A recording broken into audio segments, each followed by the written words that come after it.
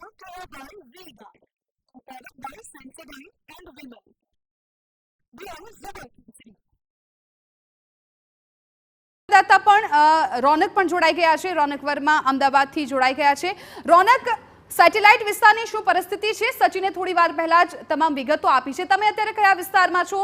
ત્યાં વરસાદી માહોલ કેવો જામ્યો છે? અને ખાસ તો જે પ્રિમોન્સૂનની કામગીરી દર વખતે થતી હોય છે, શું એમાં કોઈ ઢીલાશ જોવા મળી રહી છે? હાલ ઓલ ઓવર ત્યાં માહોલ કેવો છે વરસાદનો?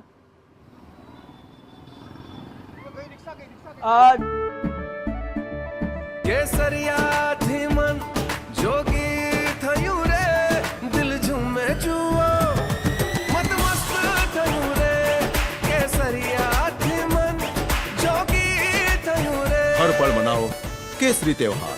વિમલ, બોલો જુબાન કેસરી. જે બિલકુલથી જે વરસાદ છે તે પાછલા 1 કલાકથી વરસી રહ્યો છે, જોવા મળી રહ્યો છે. બેદરકારી જ બેદરકારી છે તે અહીંયા જોવા મળી રહી છે. ભ્રષ્ટાચાર અને ભ્રષ્ટાચાર ઉપરાંત બેદરકારીના જે પુરાવા છે તે અહીંયા જોવા મળી રહ્યા છે.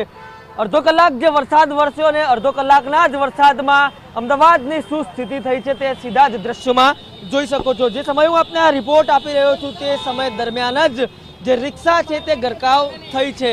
આ એ જ રસ્તો છે જે વ્હાઇટ ટોપિંગના નામે મોટા મોટા દાવાઓ કરવામાં આવ્યા. વ્હાઇટ ટોપિંગના નામે જે હવેથી પાણી નહીં ભરાય, હવેથી વરસાદમાં સમસ્યા નહીં થાય તેવા દાવા કરવામાં આવ્યા. તે તમામ દાવાઓની વચ્ચે નાના ભૂલકાઓને લઈ જતી એક ઓટો રિક્ષા એક ખાડામાં ગરકાવ થઈ છે. અને ખાડામાં ગરકાવ થવાને કારણે જ હવે જે સામાન્ય વરસાદમાં અમદાવાદ વાસીઓ મજા માણવાને જગ્યાએ હેરાનગતિ ભોગવી રહ્યા છે તે પ્રકારના દ્રશ્યો સામે આવી રહ્યા છે.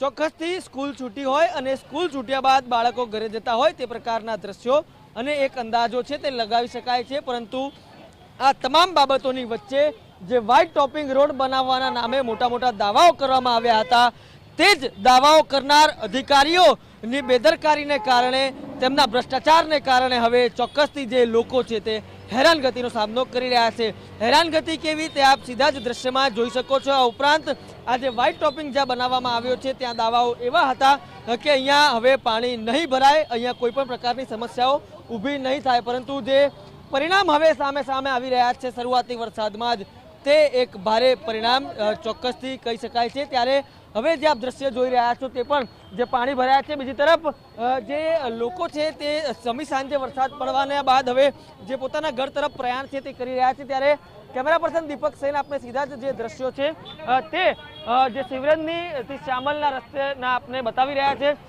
ચોક્કસથી જે વરસાદ છે તેના કારણે લોકોને ગરમીમાંથી રાહત તો મળી છે, પરંતુ રાહત કરતાં ક્યાંક ને ક્યાંક મુશ્કેલીઓ વધી હોય તે પ્રકારે પણ અહીંયા જણાઈ રહ્યું છે. કેમેરા પર્સન દીપકને વિનંતી કરીશ કે તેઓ પાછળ આવશે. વધુ એક બેદરકારીનો પુરાવો અમને અહીંયા નજરે પડી રહ્યો છે.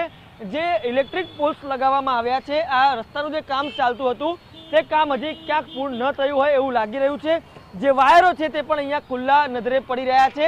અને આજ જે નાની નાનીથી લઈને જે ગંભીર બેદરકારીઓ સર્જી શકે તે પ્રકારની ભૂલ અહીંયા જોવા મળી રહી છે. જે પ્રકારે આપ દ્રશ્યમાં જોઈ રહ્યા છો, એક તરફ ખુલ્લા વાયરો, એક તરફ બેદરકારી અને બેદરકારીને ઉપરાંત ભ્રષ્ટાચારને કારણે ભરાયેલું પાણી અને તે તમામની વચ્ચે એસી ચેમ્બરમાં બેસી રહેતા અધિકારીઓના દાવા.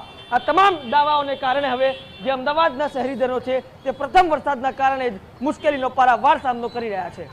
બિલકુલ રોનક, એટલે અત્યારે લોકોને ગરમીમાંથી માત્ર રાહત મળી છે, પરંતુ વરસાદ આવતા હવે અનેક મુશ્કેલીઓનો સામનો પણ આ મેટ્રો સિટીના લોકોને કરવો પડી શકે તેમ છે. કેમ કે વારંવાર જે બજેટ ફાળવાતું હોય છે પ્રિમોન્સૂનના નામે, એ દર વખતે પોખર સાબિત થતું હોય છે. ને આ વખતે પણ પહેલા જ વરસાદમાં હજુ લોકો વરસાદની મજા માણે એ પહેલા લોકોને સજા મળવાની પણ શરૂઆત થઈ ગઈ છે. અનેક એવા વિસ્તારો છે કે જ્યાં પાણી ભરાઈ ગયા છે. જે રીતે અમારા સંવાદદાતાએ દ્રશ્યો પણ બતાવ્યા હતા કે જ્યાં વાયરો પણ ખુલ્લા હતા, લોકોના જીવને જોખમ રહેલું છે. પરંતુ અધિકારીઓ છે એ પોતાની જવાબદારીમાંથી ક્યાંક છટકી ગયા હોય તેવું લાગે છે.